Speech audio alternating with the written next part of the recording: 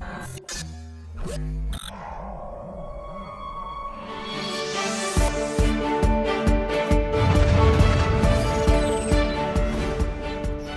sambut Pendeta Effendi dengan tepuk tangan.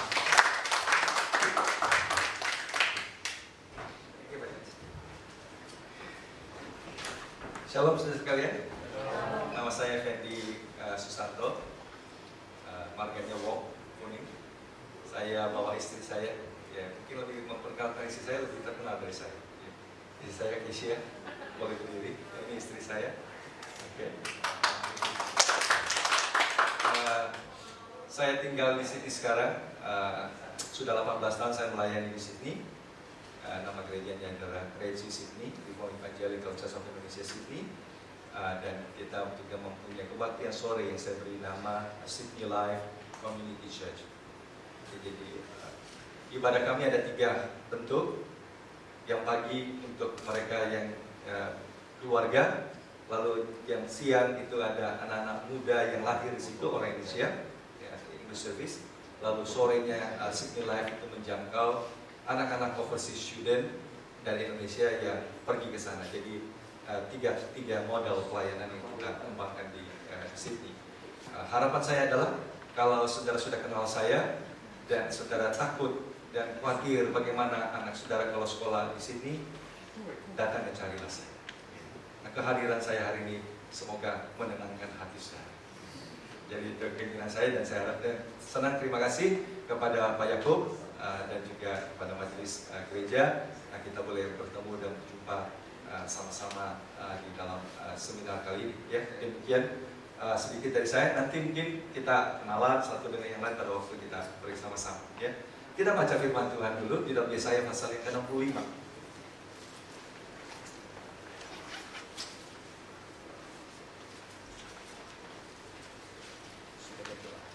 Ayat 17, sekalian Bapak.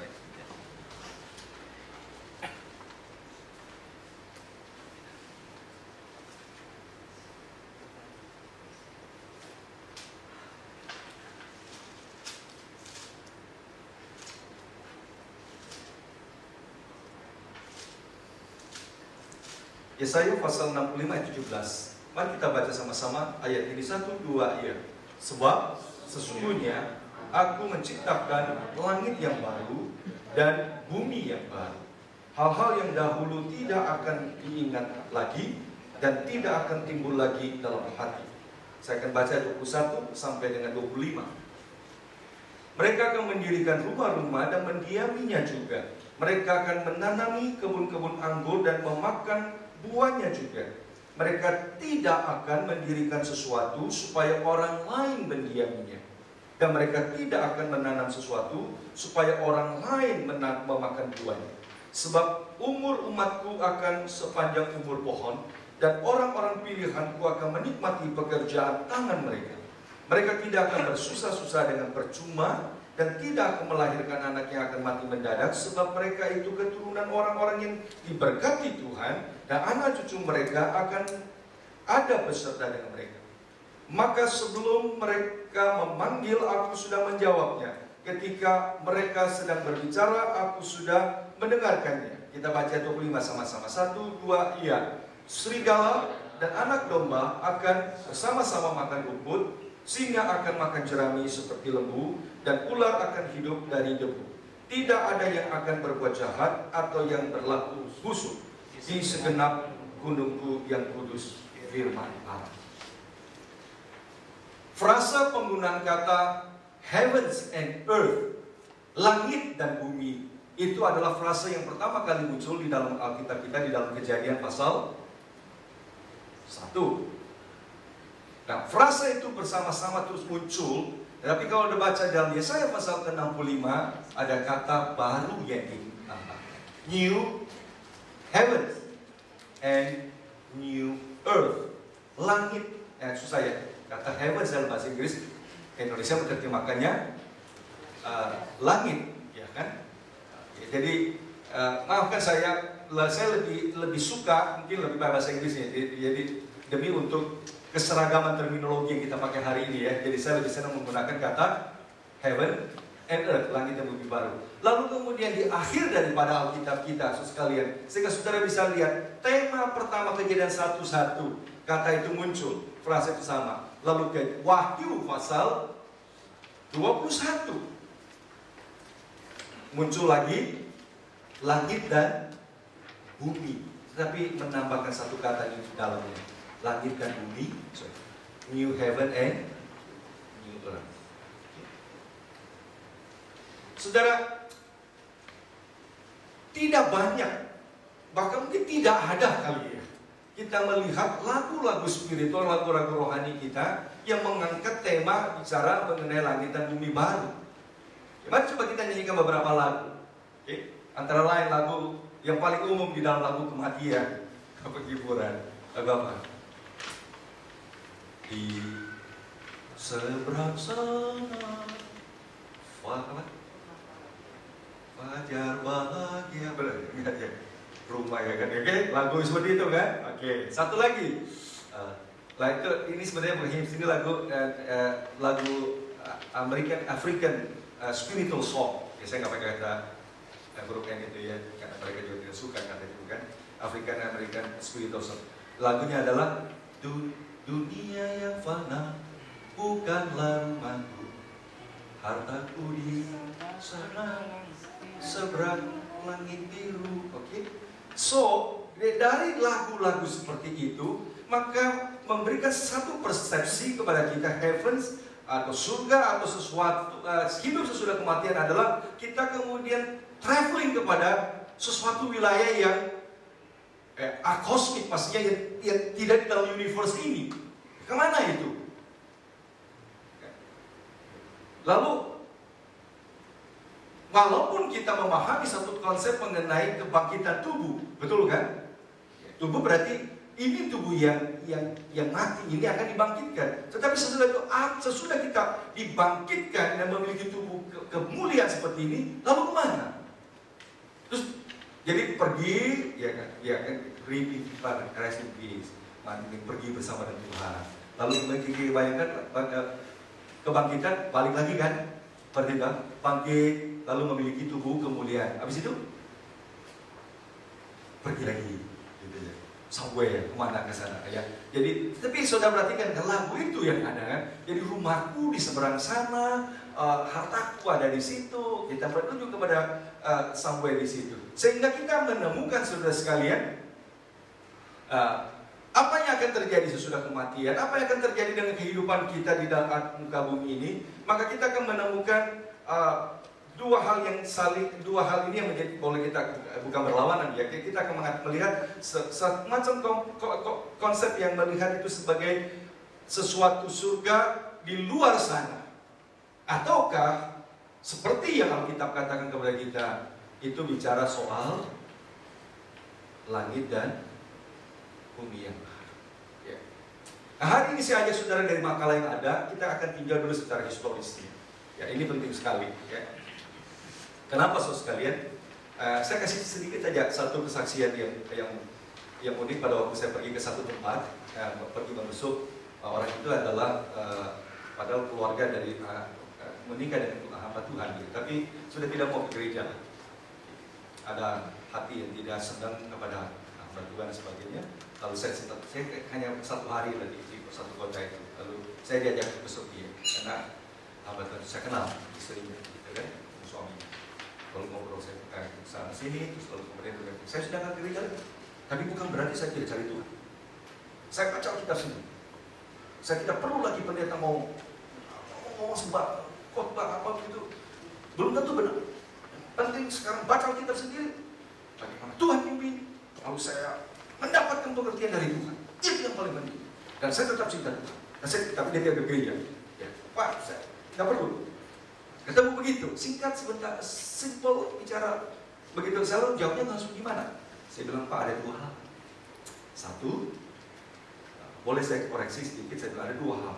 Satu, pada waktu Bapak bilang, saya membaca Alkitab hanya saya dengan Tuhan, dan supaya saya bisa mengerti firman Tuhan, tidak perlu hamba Tuhan yang lain. Kenapa kita perlu baca Alkitab sama-sama? Sederhana saja satu, bukan saja Bapak yang baca Alkitab dan zaman sekarang, ya kan?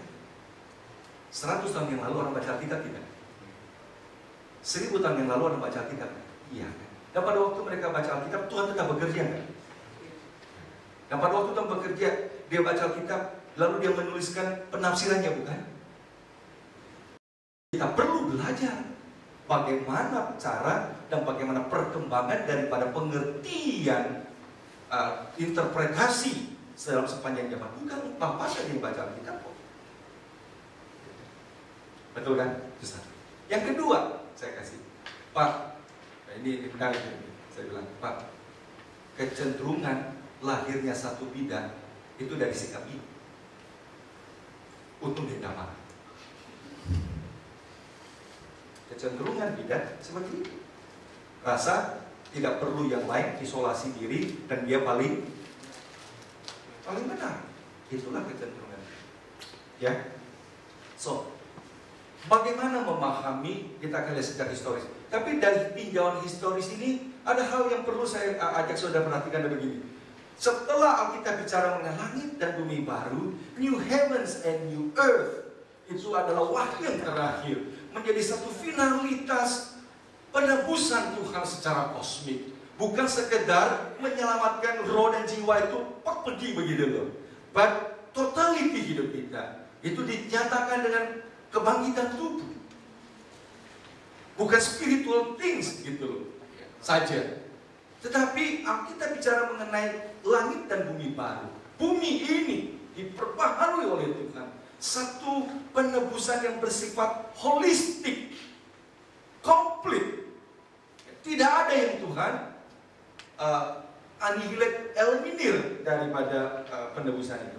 Tetapi apa yang menyebabkan di dalam perkembangan perjalanan kekristenan kok kemudian kita melihat konsep surga itu sebagai sesuatu yang di luar sana, ya, dengan konsep yang seperti di awan-awan, terus kemudian somewhere di mana begitu. Nah, kita akan coba lihat pemahaman ini. Oke, mari kita lihat di dalam artikel kita hari ini. Jadi saya ajak saudara lihat tinjauan historisnya dulu ya.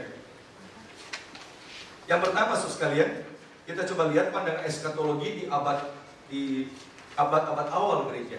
Ya, kita bicara mengenai 100 tahun, tahun 200 AD sampai kurang lebih sekitar 500-600 AD begitu. Kita sebut sebagai itu di early church fathers. Oke, itu adalah awal daripada gereja, bapak-bapak gereja.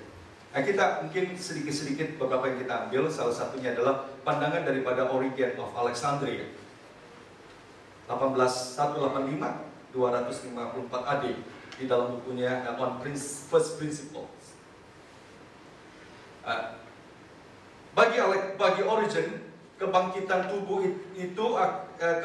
tubuh itu akan bersinar seperti, susah saya terjemahkan dalam bahasa Indonesia, celestis body, ya, kayak seperti apa namanya?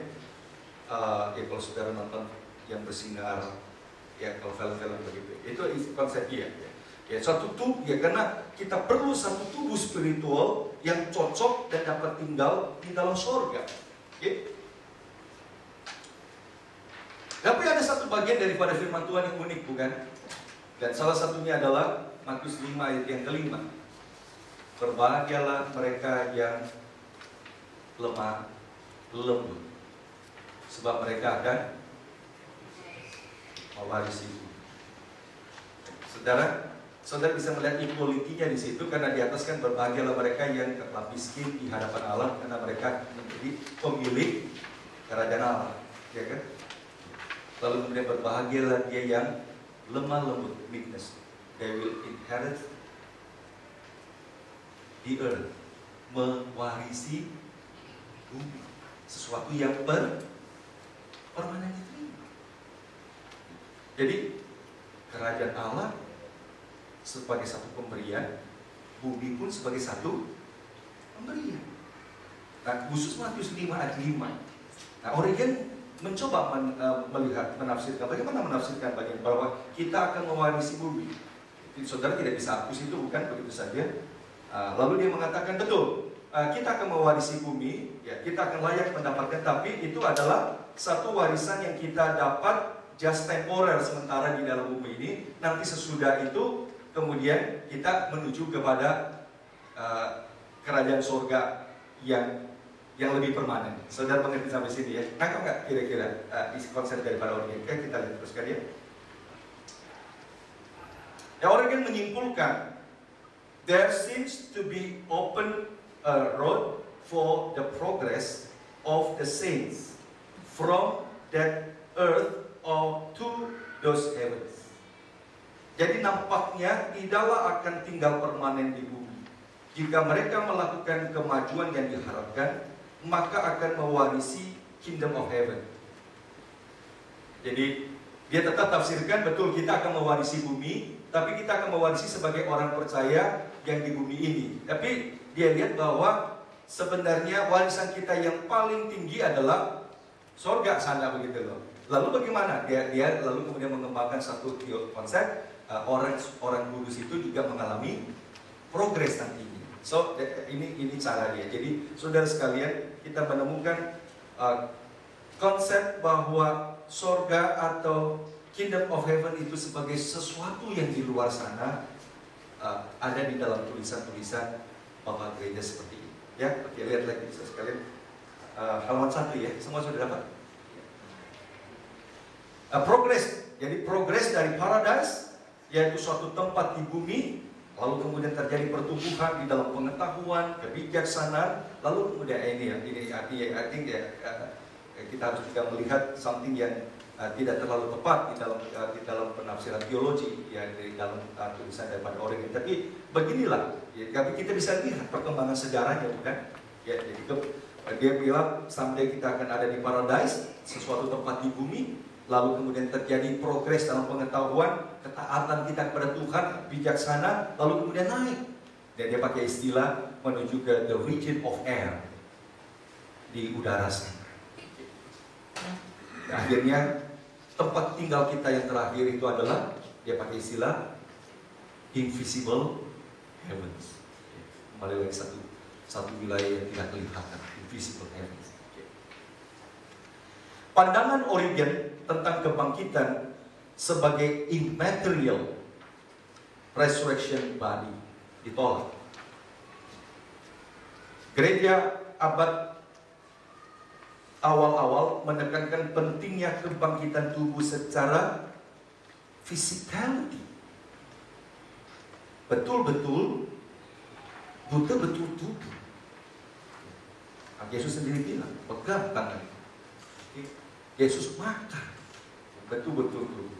Dan Origen lebih melihat kebangkitan tubuh itu is immaterial.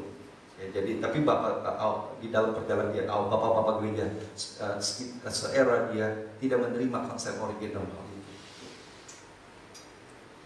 Tetapi pandangannya mengenai sebuah lokasi yang ideal bagi kebangkitan tubuh ini, yakni di dalam sorga, itu menjadi tiket yang standar. So, konsep ini di dalam awal-awal abad gereja mula-mula sudah memiliki konsep itu. Teruskan.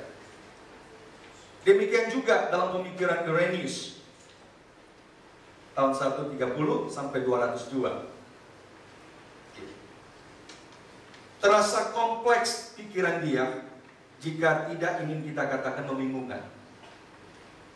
Ia bicara soal konsep milenium, ya 1000 tahun, sebagai satu waktu persiapan dalam setting di dunia untuk menuju kepada tujuan yang ultimate, yang terakhir, yaitu kita berpartisipasi di dalam sifat ilahi. Ia bicara the most worthy go straight to heaven, others go to paradise. Mulai terjadi perbedaan between derajat orang-orang saint. Makanya tidak heran kan sudah bisa lihat nanti di dalam perkembangan sejarah Katolik sebagainya, aspek itu muncul, bukan? Bahwa ada degree-degree seperti. Jadi kita bisa melihat, jadi bukan sesuatu yang terjadi secara tiba-tiba. Kita bisa melihat pemikiran-pemikiran itu. Dia pisahkan itu. Nah, paradise bagi dia itu dipahami di satu tempat di antara surga dan bumi. So, lebih kompleks luar biasa pemikiran daripada Irenaeus seperti itu. Nah, itu bukan satu pengaturan yang permanen. Sebab umat tebusan Tuhan punya kesempatan untuk maju lagi, advance, naik lagi, menuju kepada istilahnya pakai new creation, ciptaan baru. Bagi dia itulah tujuan yang paling terakhir, ya, ultimate destination.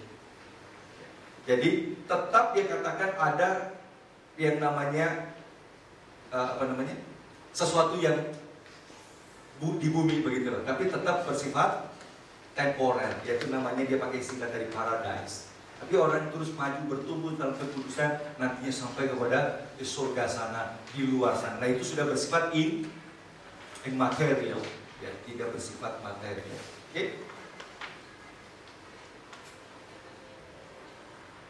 Selanjutnya, kata agak sulit, ya, bagi saudara yang terlambat. Ya, agak sulit menemukan kalimat-kalimat yang tidak ambigu mengenai penebusan cosmic redemption yang final atas bumi ini di dalam tulisan Bapak-Bapak gereja. Dari konsep bahwa ya, new heavens, new earth-nya itu terhilang, yang ada new heavens-nya saja sebagai sesuatu tempat yang bersifat immaterial, tidak ada materinya.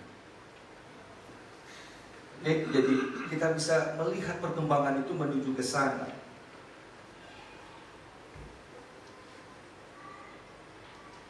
Di dalam tulisan Bapak-Bapak gereja awal, yang ada adalah ide tentang a temporary earthly millennium.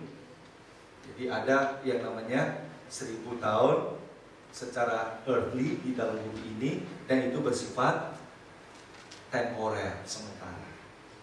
Nah, itu banyak muncul, saudara bisa lihat di dalam tulisan Papias, Justin, Irenaeus, Tertullian, Hippolytus, Methodius. Nah, ini adalah bapak-bapak awal di dalam gereja tahun 1800-an sampai 400-an something, ya. Why? Kenapa bisa begitu? Salah satu sebabnya adalah kita tidak bisa abaikan pengaruh filsafat dan spirit zaman itu, khususnya pemikiran daripada Plato yang memisahkan antara yang spiritual dengan yang fisik. Dan kita menemukan itu bukan termasuk bagi mereka dalam 1 Korintus yang menolak. Kenapa mereka menolak kebangkitan tubuh? Karena tubuh itu jahat. Sudah lepas dari tubuh, dia kan senang. Karena roh itu yang rohani yang baik. Ngapain lagi masuk itu terjadi bangkitan tubuh? Kalau saudara baca dalam 1 Korintus, salah satu aspek sebagian daripada Paulus kemudian menentang ajaran itu yang mengatakan sudah terjadi kebangkitan tubuh, atau yang menolak adanya kebangkitan tubuh. Dibalik daripada itu adalah kita tidak bisa abaikan pengaruh pemikiran filsafat daripada Plato di dalam era zaman ini. Saya rasa tidak, saya pikir juga tidak terlepas sampai sekarang tetap masih banyak orang mendualismekan hal-hal itu, bukan? Yang bersifat tubuh dan sebagainya lebih rendah, yang bersifat spiritual lebih tinggi. Kemudian kita kalau terus ditarik turun, termasuk akhirnya kita pikir pekerjaan yang berkaitan dengan spiritual orang itu pekerjaan yang lebih mulia, pekerjaan yang bersifat touching the physical rendah, begitu kan? Akhirnya ada mungkin orang bisa punya pandangan kalau dia jadi pendeta, dia jadi guru, dia jadi dokter yang bersentuhan dengan banyak orang. Nah, ini pekerjaan yang lebih mulia karena bersentuhan dengan orang dan membawa orang bisa lebih dekat kepada Tuhan. Tapi kalau otak-atik komputer, ya kan, lagi dianggap. Jadi ada orang sampai bisa berpikir begitu, bukan? Kan dibalik daripada pemikiran itu semuanya berkaitan dengan mendualismekan between spiritual and material. Ya, ini lebih rohani, ini tidak. Padahal kata orang sampai nanti begitu sampai ketemu Tuhan, para supir taksi dapat kemuliaan lebih tinggi daripada pendeta. Pendeta marah-marah, kok bisa begitu? Lalu kemudian malaikat jawab, ya habis kalian pendeta setiap kali ngomong khotbah semua tidur. Kalau ini supir taksi, setiap kali nyetir semua orang berdoa. Jadi pekerjaan supir taksi membawa orang lebih dekat Tuhan, pekerjaan pendeta bawa orang lebih jauh dari Tuhan. Ya, makanya kita meso sedikit. Lihat gitu, oke? So, pandangan eskatologi di awal-awal abad gereja, awal-awal gereja ya. Karena visi Platonik tentang dunia spiritual yang ideal sesudah kematian itu mendominasi. Nah, lalu kemudian konsep milenium sebagai pemerintahan Kristus di atas muka bumi ini dipandang terlalu Judaistik. Nah itu it's not Christian. Itu adalah pandangan daripada orang Yahudi yang menginginkan adanya kerajaan Allah di atas muka bumi ini. Bukankah Yesus tidak mau terima itu? So, bapak-bapak gereja menolak konsep bahwa Tuhan akan memerintah di dalam langit dan bumi yang baru. So, bumi itu dibuat agak sedikit alergi karena dipandang too Judaistic konsep. Oke, jadi so itu perkembangan seperti itu. Teruskan. Itu dikatakan oleh Origen, lalu Eusebius mengatakan itu terlalu materialistik. Bicara mengenai surga, bicara mengenai kerajaan Allah itu harus bersifat spiritual. Dalam pandangan gereja abad awal-awal. Maka dari abad 5, konsep milenium 1000 tahun dan ide a permanent renovation of the cosmos. Kecuali ya, Bapak gereja menerima pandangan kebangkitan tubuh, ya kan? Itu kan materi, betul tak? Ya itu adalah tubuh yang dibangkitkan. Okay? Nah, secara efektif itu terhilang di dalam Christian theology, Christian eschatology. Oke? Ya jadi demikian perjalanannya sedikit, sudah bisa lihat itu. Bagi saya juga mungkin salah satu aspeknya adalah karena tidak semua banyak orang itu mendapatkan direct resources terhadap seluruh kanonisasi Alkitab. Betul kan? Kita jangan pikirkan bahwa abad yang 100 sampai 500 itu setiap orang secara mudah pegang Alkitabnya sudah begini kan? Jelas ya?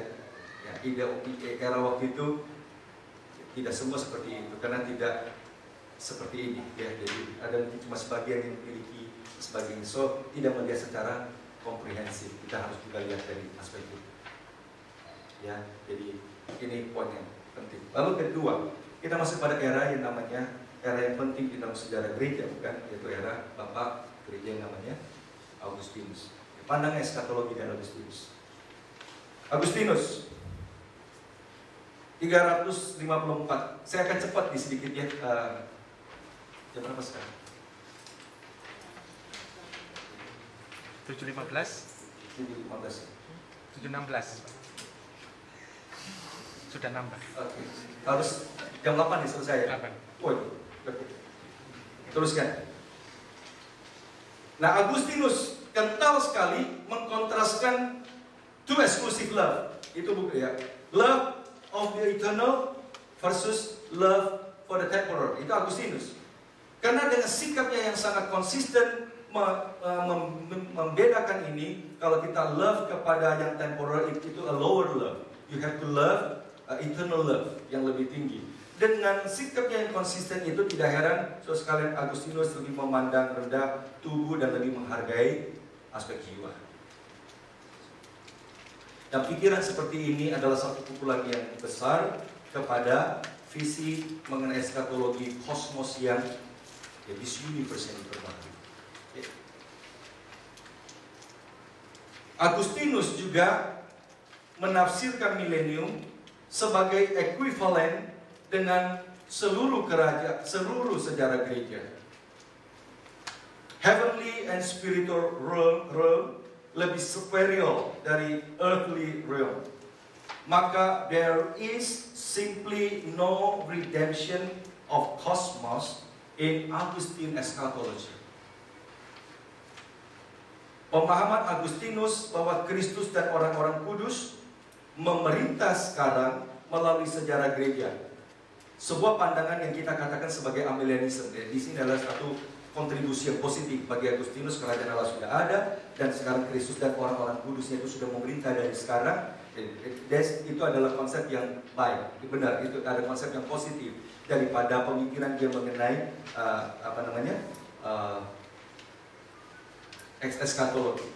Ya, tapi bagi dia sesudah memerintah, Kristus memerintah di dalam milenium itu, bagi dia selesai. Ada temporernya, ada batasannya. Sesudah itu terjadi discontinue. Bagi dia tidak ada lagi earthly, yang ada nanti bersifat spiritual. Ya, sekali lagi, jadi kenapa? Karena sekali lagi bagi Agustinus tetap memiliki pandangan yang spiritual lebih superior. Ya, terjadi ini pemisahan itu. Ya, kita tidak bisa menolak karena memang kita tahu pengalaman hidup dia kan, pengalaman hidup dia. Jadi tetap ada aspek seperti itu dan kita juga tidak mengabaikan sekali lagi filsafat daripada Plato yang melihat yang bersifat rohani lebih ideal daripada yang materi. Itu adalah semangat zaman yang kita harus lihat itu. Ya. Sehingga saudara, halaman terakhir, saudara pertama, kalimat terakhir ini penting. Kita akan tutup dengan ini kalimat daripada era Agustinus.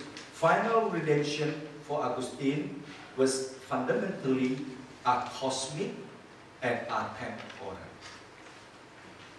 Jadi tidak berkaitan dengan bumi yang kosmik, universe ini akan diperbaharui. Oke, teruskan halaman 2.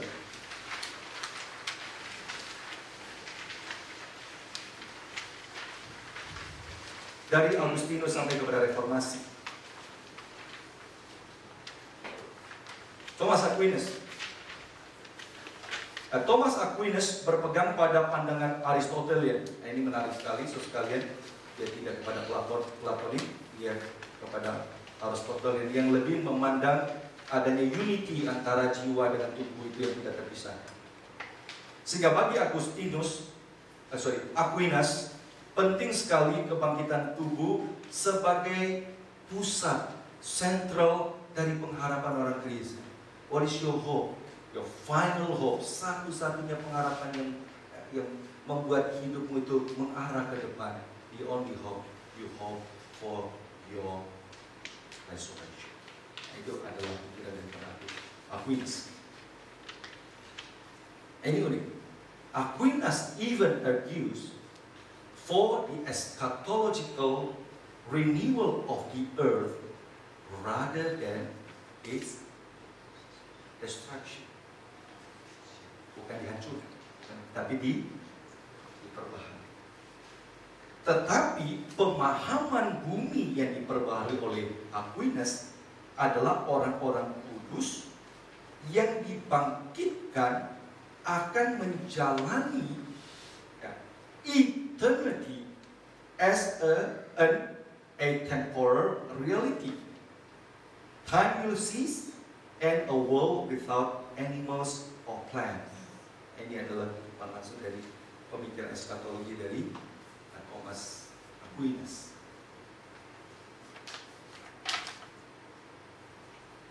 Ide mengenai bumi baru, however, begins to make an inconsistent appearance in the writing of Martin Luther and John Calvin. While Luther can speak of being raised up as a new being on that day, when there will be new heavens and new earth, in which righteousness will dwell, he does not consciously reflect on the significance of cosmic restoration. But ide dan kata itu appear mulai di dalam tulisan Martin Luther. Satu kali kelak itu akan bangkitkan kita pada hari yang terakhir, dan kita akan bersama-sama dia di dalam langit dan bumi yang baru, di mana orang-orang kudus itu tinggal bersama-sama. Tetapi dia tidak secara sadar merefleksikan itu langit dan bumi baru itu sebagai pemulihan secara kosmik, secara universe. Tapi istilah itu sudah dipakai oleh Martin Luther. Calvin sedikit lebih mengelaborasi. Cuma di dalam tulisannya ada sedikit ambigu pada waktu dia bicara di dalam tafsirannya, tapi pada waktu dia tulis di dalam institutnya agak sedikit kurang sedikit terlalu jelas. Oke, saya akan buka aja, sudah perhatikan. Ini adalah hal yang penting mulai di dalam tulisan daripada John Calvin. The idea of renovated cosmos shows up from time to time in Calvin's commentary on relevant biblical texts, such as his comment on 2 Peter 3:10 that, oke, mari kita buka yuk ayat ini. 2 Petrus 3 ayat yang ke-10.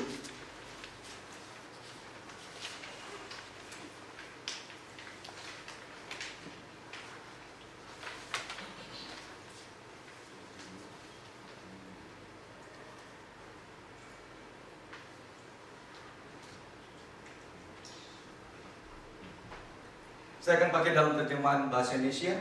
Di antara saudara ada yang bawa terjemahan lain tidak? Ada yang pakai terjemahan bahasa Inggris? Angkat tangan. Pakai terjemahan apa? NRSV. NRSV. NRSV. Oke. Ada lagi? NIV. Ada lagi? Oke, ya. Kita lihat 2 Petrus 3 ayat 10. Tetapi hari Tuhan akan tiba seperti pencuri. Ya, pada hari itu, perhatikan bisa terjemahkan langit ya, heavens ya. Pada hari itu, langit akan lenyap atau dissolve, ya, seperti dileburkan. Dengan gemuruh yang dahsyat, dengan unsur-unsur dunia akan hangus, ya, dissolve oleh nyala api. Dan bumi dan segala yang ada di dalamnya akan hilang lenyap. NRSV hilang lenyap, terjemahnya apa di situ? Will be disclosed. To be? Will be disclosed. Will be disclosed, bukan? Akan dibukakan. NIV? It will laid bare. To be exposed juga akan dibuka. Saudara, perbedaannya? Ini akan dihabis lenyapkan. Nanti kita akan ke sana. Tapi pada waktu baca ini, saudara sekalian, ya, waktu saudara membaca komentar Calvin terhadap 2 Petrus 3 ayat 10, ini yang dia katakan. Mari kita kembali ke artikel. Kata dilenyapkan itu bukan dibakar habis. Calvin lebih menafsirkan dipurifikasi, di-cleanse, dibersihkan seperti masuk ke dalam refinery. Ya, jadi pada waktu sudah, yang kalau saudara taruh bongkan, kita tahu ada emas di dalamnya, dimasukkan ke dalam purifikasi, yang keluar adalah yang murni, emas murni. Jadi bukan dihancurkan, dilenyapkan habis. Nah, Calvin lebih menafsirkannya ini, saudara. Calvin bilang, heaven and earth will be cleansed by fire, so that they may be fit for the kingdom of God. Berarti bumi ini tidak akan lalu lenyap, heavens ini tidak akan lalu lenyap, melainkan dibersihkan agar menjadi benar, cocok, pas hidup bagi kerajaan Kristus. So, ya, kedua, bukan Roma 8 ayat 21 ya.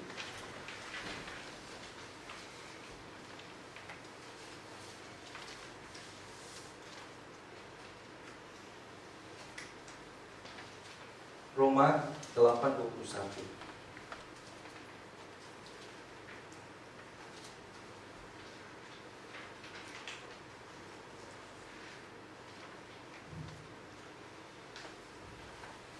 Roma 8:21. Sudah?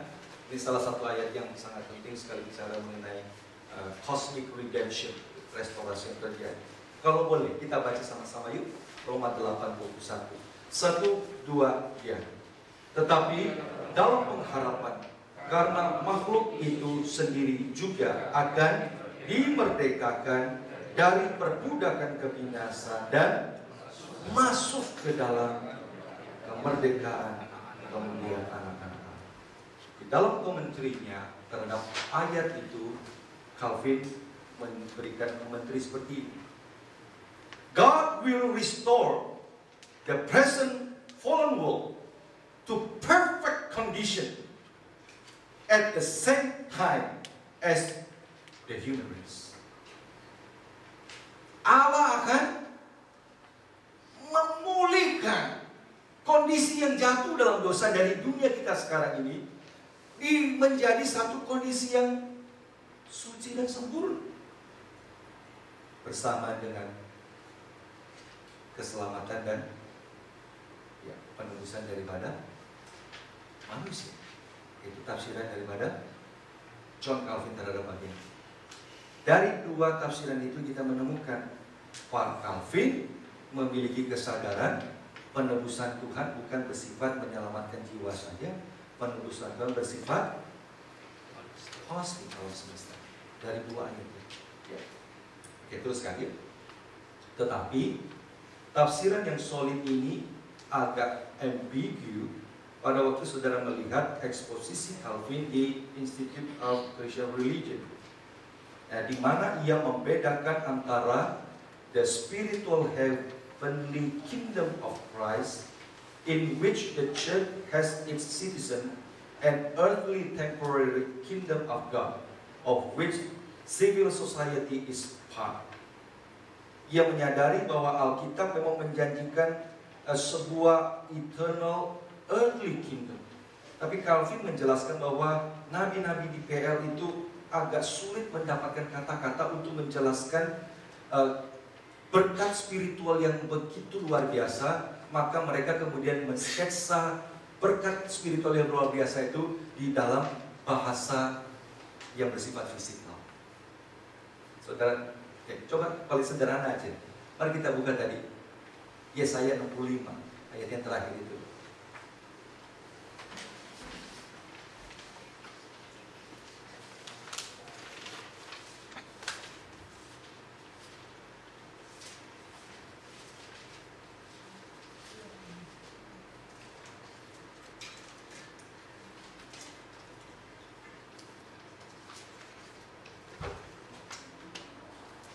Yesaya 65 ayat yang terakhir.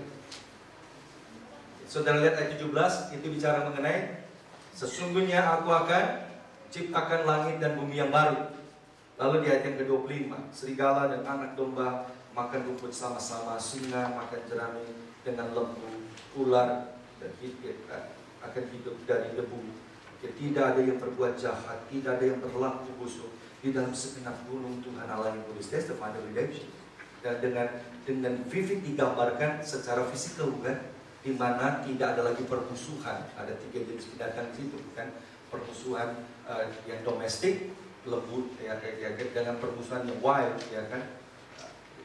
Luar biasa sekali. Serigala, singa akan makan bersama dengan dan Calvin dalam hal ini. Lalu kemudian di dalam Roma 21 jelas sekali Calvin menafsirkan seluruh ciptaan ini akan dipulihkan, bukan destroy.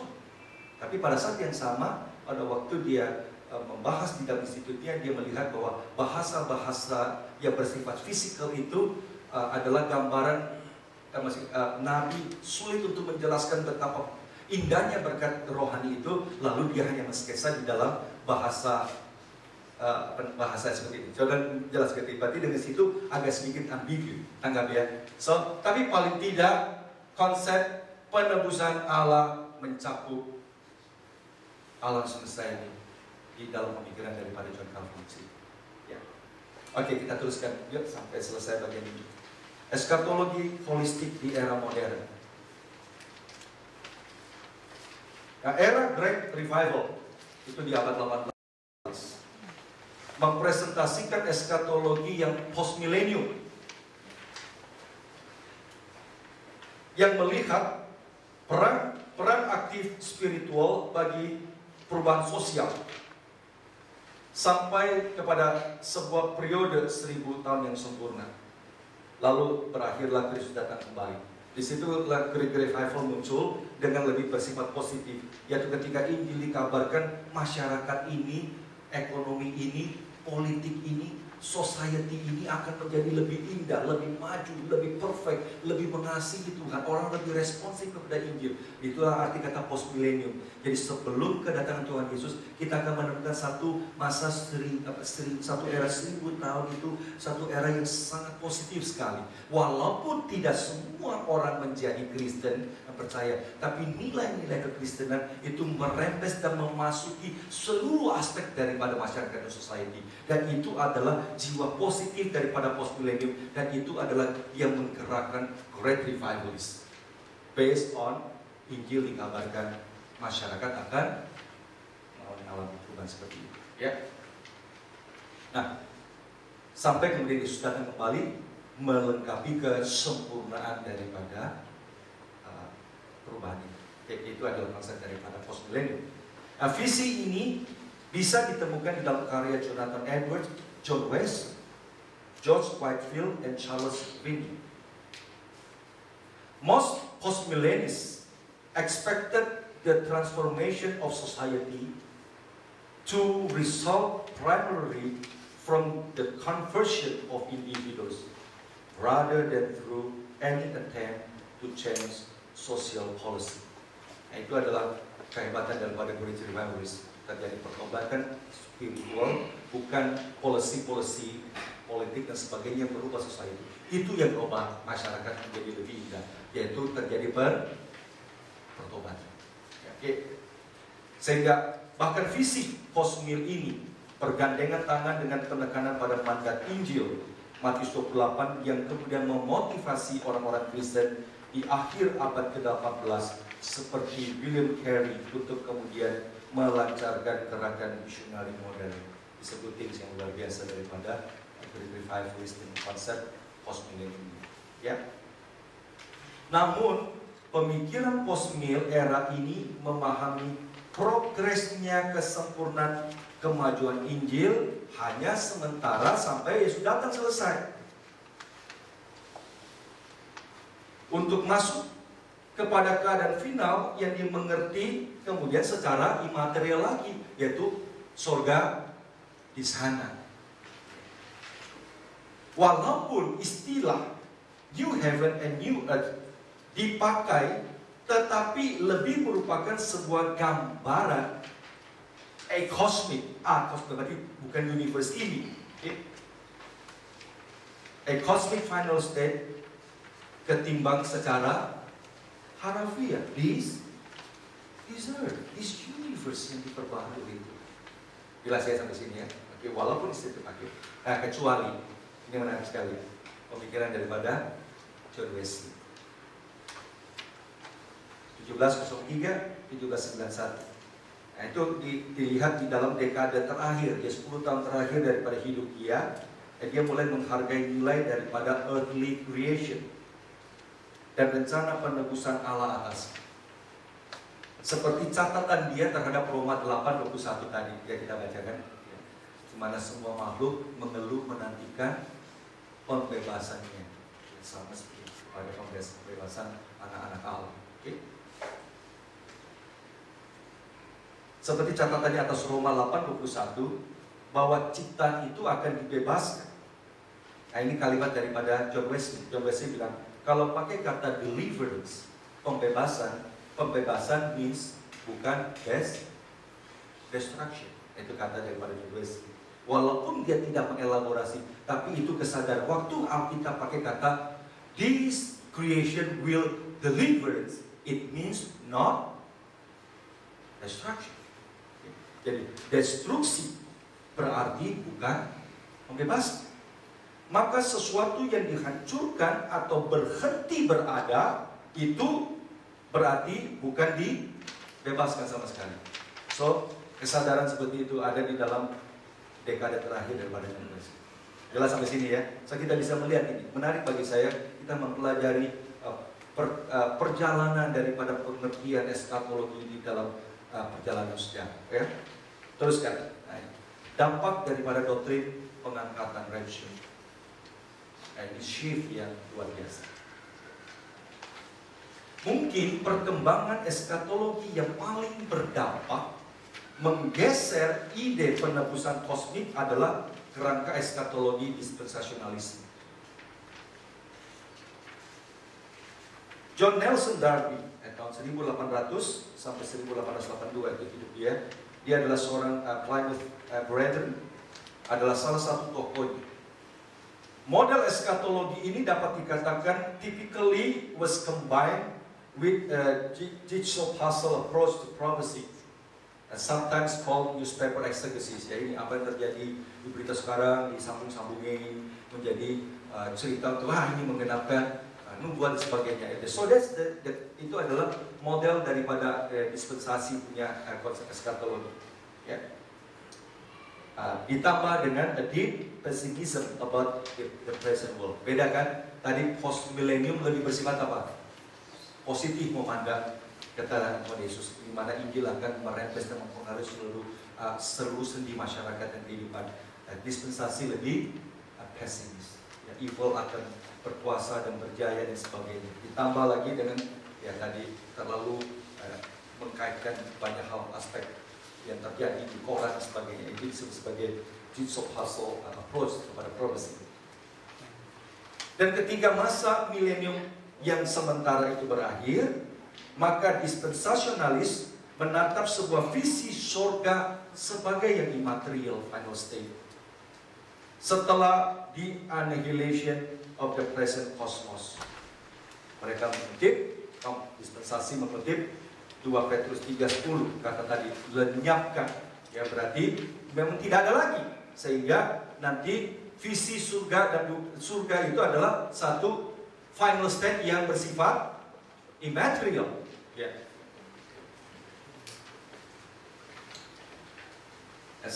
Dale Moody, salah satu penginjil adalah mereka berada dalam kerangka bersifat dispensasi ini, memakai ide terjadinya pengangkatan rapture. Saya rasa tidak ada di antara kita yang tidak mengenal namanya pengangkatan, betul kan? Ya, rapture mana tiba-tiba ada orang secara misteri hilang, ya kan? Tahu ceritanya? Satu kali pendeta khotbah, yang diangkat itu adalah orang yang benar, yang suci. Mari saudara berdoa, jangan sampai saudara ketinggalan dalam bumi ini, saudara tidak diangkat oleh Tuhan. Oh, sudah doa. Aku jangan sampai Tuhan tidak angkat saya. Satu kali pagi hari Senin pagi, saudara sekalian, begitu seorang ibu bangun, suaminya datang. Dia keluar, sepi, jalanan sepi, tidak ada orang. Dia ketok-ketok rumah tetangganya. Tidak ada. Wah, langsung dia ingat khotbah pendeta kemarin. Dia gemetar. Wah, dia nangis, dia lari ke gereja. Dengan orang-orang pintu gereja. Pak Pendeta, Pak Pendeta. Wah, lama dia gedor-gedor. Semua orang diangkat. Pak Pendeta. Wah, udah panik. Tiba-tiba pendetanya buka. Lagi ngantuk. Ada apa, Bu? Suami saya hilang. Dia angkat sama Tuhan. Berarti, aduh gimana nih, saya tertinggal nih, Bu. Pak Pendeta gimana? Mereka bilang, Ibu tenang saja. Saya juga tidak diangkat.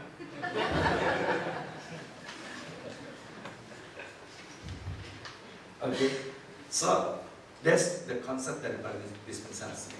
Menuju kepada something somewhere. Pokoknya di luar sana ada. Pokoknya bukan dunia ini, tidak ada lagi nanti dunia ini. So that's the pemikiran daripada dispensasi. Sehingga Dale Moody yang bilang, dunia yang ada ini sekarang ini seperti kapal yang mau tenggelam. Kita orang Kristen melayani harus seperti kapal sekoci penyelamat. Mari kita menyelamatkan sebanyak orang di atas kapal sekoci. Tapi konsep daripada ini menjadikan semangat revivalis Injil menjadi besar. Save the soul with any cost, ya, menjadi sesuatu drive daripada great revivals. Oke, ya, jadi saudara ingatkan. Begitu tahun 1800 kita menemukan satu shift konsep eskatologi yang namanya rapture muncul daripada pemikiran John Nelson Darby. Teruskan ya. Sudah habis sekali. Pengaruh ide dispensasi makin signifikan dan beredarnya Scofield Reference Bible 1909, lalu direvisi 1917, lalu buku di tahun 1970 daripada Hal Lindsey, The Late Great Planet Earth. Lalu kemudian lebih populer menjadi novel Left Behind dari siapa namanya? Jim Lahar. Okay, so that's ya. Terakhir, yuk, angin perubahan tertiup. Dispensasi rapture lumayan populer di kalangan Injili. Tetapi muncul angin perubahan belakangan yang namanya progressive dispensationalis, yang berusaha memperhatikan dengan serius penekanan biblika atau penekanan Alkitab kita soal earthly hope. Seperti tadi Matius 5:5 bukan? Berbahagialah mereka yang lemah lembut, sebab mereka akan mewarisi bumi. Lalu kemudian implikasi etika yang negatif daripada rapture theology. Implikasi etika yang negatif dalam pengertian bahwa kita tidak lagi melihat pokoknya sekali setelah gitu kan, lebih penting itu begitu loh. Tanpa kita melihat bagaimana ya pokoknya yang penting kita doa, kita tunggu kapan dan jadi menyebabkan banyak orang yang menjadi kehilangan dimensi melihat pekerjaan sehari-hari sebagai tugas dan tanggung jawab, lalu kemudian tidak melihat kehidupan di dalam masyarakat dan pekerjaan sehari-hari menjadi satu tugas tanggung jawab kita. So itu aspek-aspek negatif implikasi daripada rapture theology. Nah, ini bukan dari saya, ini adalah dari justru golongan kalangan dispensasi itu sendiri yang kemudian mengeluarkan satu pengertian baru yang namanya progressive dispensationalis. Lulusan Dallas Theology seperti Rodhead yang ada nganggur gitu ya, mengatakan bahwa penekanan rapture di masa depan memberi efek etika yang negatif, yang justru menekankan yang namanya inaugurated kingdom ethic. Etika kerajaan Allah itu harus nyata, inaugurated sudah ada, bukan nanti. Tokoh-tokoh lain daripada progresif dispensasionalis seperti Darrell Bock, semua saya keluarkan bagi sehingga saudara, karena beberapa ini masih bersifat kontemporer yang ada, justru ketemu buku dia saudara tahu eskatologi dia itu seperti apa dan sebagainya. Ya. Tokoh-tokoh seperti Darrell Bock, Craig Blessing menekankan this worldly nature of the kingdom. Blessing memberikan pembedaan yang jelas antara a spiritual vision model of eschatological escape to heaven. Nah, itu yang kita lihat dalam sepanjang sejarah terjadi. And a more biblical new creation model, which expect the earth and the cosmic order to be renewed and made everlasting through the same creating power that grants immortal and resurrection life to the saints. So ada dua model ini. Model yang satu mengenai surga adalah visi eskatologi yang escape dari dunia ini, going there. Okay. Pandangan mereka ini sejalan dengan sarjana perjanjian baru yang namanya George Eldon Ladd. Di tahun 1970-an, John Eldon Ladd menyebut dirinya dengan sebutan ini, Historic Premillennium. Oke, jadi sekarang sudah keluar beberapa nama ini, bukan? Jadi di dalam konsep pandangan eskatologi, saudara akan mendengarkan ada yang namanya A millennium. A tidak, millennium berarti tidak 1000 tahun. Bukan tidak percaya 1000 tahun, tetapi tidak menerima 1000 tahun itu sebagai harafiah 1000. Millennium lebih mempunyai pandangan era 1000 tahun itu 1000 itu adalah 10 kali 10 kali 10 itu adalah angka yang sempurna, dengan perkalian 3 itu menjadi satu bentuk kubisme, bentukan kubik yang Milenium mengatakan era 1000 tahun adalah era sejak datangnya Kristus kali pertama sampai Kristus datang kali kedua. Dan konsep ini kan sudah ada dalam pikiran tadi siapa? Augustinus kan? Augustinus sudah pikiran itu bahwa sekarang Kristus sudah memerintah bersama dengan orang-orang kudusnya, tapi belum ya, memerintah di sorga. Ya, jadi itu konsep milenium. 1000 tahun itu dari Yesus datang kali pertama sampai kali kedua. Okay. Nah, post milenium memiliki konsep bahwa 1000 tahun menuju kepada kedatangan Kristus. Post milenium juga tidak menerima harafiah 1000, tapi dia disebut post karena mereka menyetujui mendekati kedatangan Kristus, khususnya era yang namanya 1000 tahun itu. Di situ terjadi sesuatu hal yang bersifat progresif. Ya, Injil itu merembes ke dalam seluruh aspek masyarakat, mempengaruhi begitu banyak pemikiran orang dengan konsep daripada kekristenan, politik, ekonomi, dan sebagainya, lalu bersifat positif. Sebelum Yesus datang menggenapi apa yang bersifat positif ini. Dan dengan konsep post milenium ini, kita menemukan orang-orang Kristen lebih perannya proaktif di dalam berbagai aspek kehidupan. Lalu kemudian muncul yang namanya premilenium. Ya. Kita akan bagi dua di situ, satu yang namanya historik, satu yang namanya dispensasi. Ya, jadi premilenium berarti Yesus akan datang sebelum milenium, lalu kemudian mendatangkan satu era yang perfect, sempurna dan indah di dalam dunia ini. Itu ya, oke, ini beberapa istilah yang muncul di sini. Nah, George Eldon Ladd menyebut dirinya historic premillennium. Kita lihat apa yang dia maksudkan. Ia menerima adanya milenium yang harfiah, ya, 1000 tahun di atas muka bumi. Tetapi menolak kerangka eskatologi daripada dispensasi. Ladd menjelaskan dengan gigih bahwa